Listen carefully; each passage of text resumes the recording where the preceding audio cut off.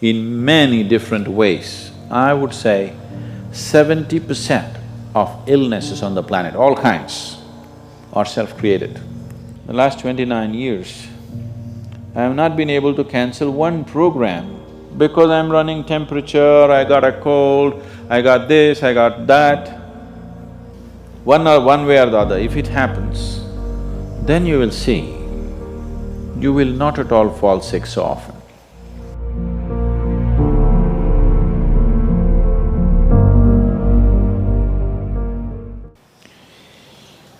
If you are capable of causing depression to yourself,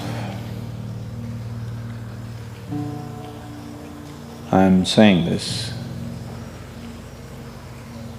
not without any concern for your illness or not due to lack of compassion, because that is the nature of what's happening to you. If you're causing depression to yourself, you are able to generate substantial amount of intense emotions and thoughts, but in the wrong direction. If you don't have very strong emotions, very intense thoughts about something, you cannot get depressed. It is just that you are generating thoughts and emotion which work against you, not for you. So you are strong enough to cause depression to yourself because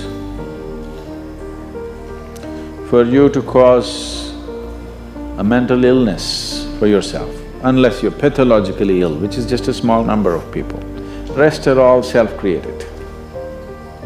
Most of them are self-created. A few are pathologically ill, they cannot help it. It just comes from within because of genetic and other factors.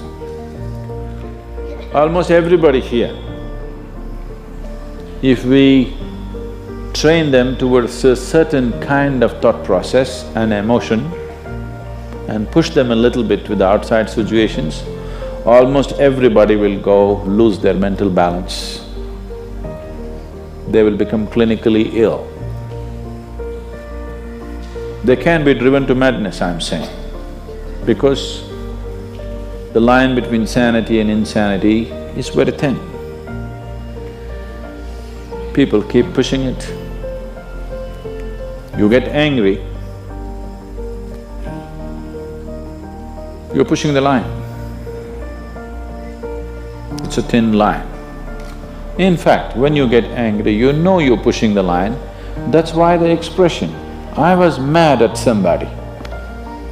You're not mad at somebody, you're just going mad. You cannot be mad at somebody. You're just pushing your sanity, the boundaries of sanity, and moving into insanity for a certain period of time and coming back. You do one thing every day, you try this, 10 minutes a day. Try intense anger on somebody. What?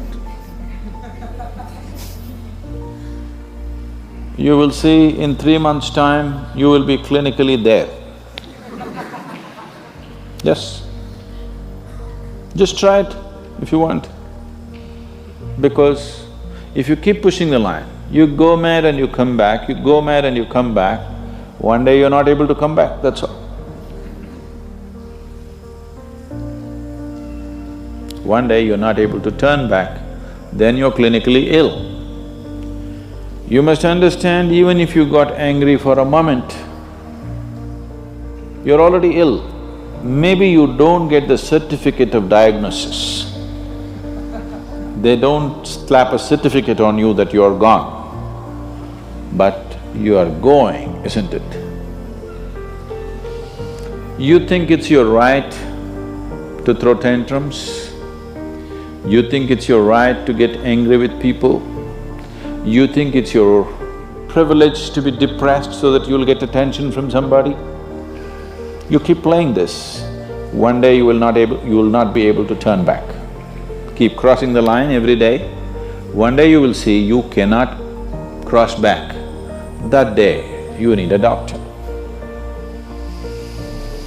Till then, everybody needed a respite from you,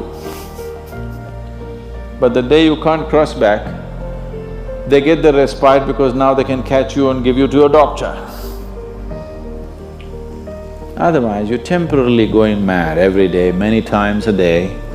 They cannot even send you to an asylum, they have to bear with you, your family, your friends, your people around you.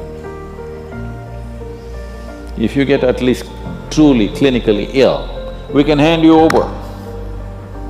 There's one temple in Tamil Nadu, you know, where they chain you and keep you. Where there is no hospital, no psychological for ailments, there's no hospital, there is a temple that somebody created which is supposed to push people back into sanity. So, families just take them and leave them there, they're shackled and left in the temple. You give them some money, they'll feed you, and you're just there like an animal, tied up. I think if hospitals were run like this, a lot of people wouldn't go crazy. They would maintain their sanity. Right now it's too deluxe. If you make hospital extremely comfortable, it'll become an incentive to become sick. And you have incentives in your life to become ill, right from your childhood. You got the maximum attention only when you fell ill. When you are happy, they screamed at you. When you squealed in joy, they screamed back at you, adults. You… then boo-boo, boo-boo, boo-boo, boo-boo. When you are a child, physical illness is good because you'll get attention from your mother and father and everybody around you, and you don't have to go to school on that day. So you learn the art of falling physically ill. But once you get married, you learn the art of becoming mentally ill. Because if you want to get attention, you go sit in a corner, act depressed, people will pay attention to you. So, you keep playing this game, one day you're not able to cross the line back. That day, you're clinically ill. Unfortunately, in many ways, not just in the way that I said now, in many different ways, I would say 70% of illnesses on the planet, all kinds, are self-created. Even if you get an infection, there is a way. If you keep yourself in a certain way, physically and mentally, the virus and the bacteria will not work the same way as it works upon somebody else. If you set yourself like this, no matter what's happening, anyway, I have to go and do this, this and this. There's no break from that. The last 29 years, I have not been able to cancel one program because I'm running temperature, I got a cold, I got this, I got that. It doesn't matter what's happening, what you have to do, you anyway have to do. You can't turn back on that. Either out of your commitment or you have a boss like that. One way or the other, if it happens, then you will see, you will not at all fall sick so often. Because if you have temperature, you still have to go. If it's summer, you still go, right? Now, a lot of people don't go. It's a little hot outside, they don't go and work. Little cold outside, they don't go and work. A little raining, they won't go and work. A snowflake, they will not go and work. This is just weather. So for every change in weather, if you have the comfort of covering yourself in a blanket and lying down, once you create that, your body will learn to fall sick as often as possible. If you just keep it this way, it doesn't matter what it is, anyway I have to go and do what I have to do, you will see your body will just bounce back as quickly as possible, even if it gets the worst kind of infections. So, you just have to set the necessary conditions for health, necessary incentives for health, both for yourself and your children if you have them. Do not set incentives for sickness. The child is sick, observe him from a distance, never go cuddling. He knows that's the worst time of his life and he knows he has to get well soon. And give him the best attention when he is joyful. You will see he naturally learns from within. His very chemistry will learn that it pays to be joyful, it doesn't pay to be sick.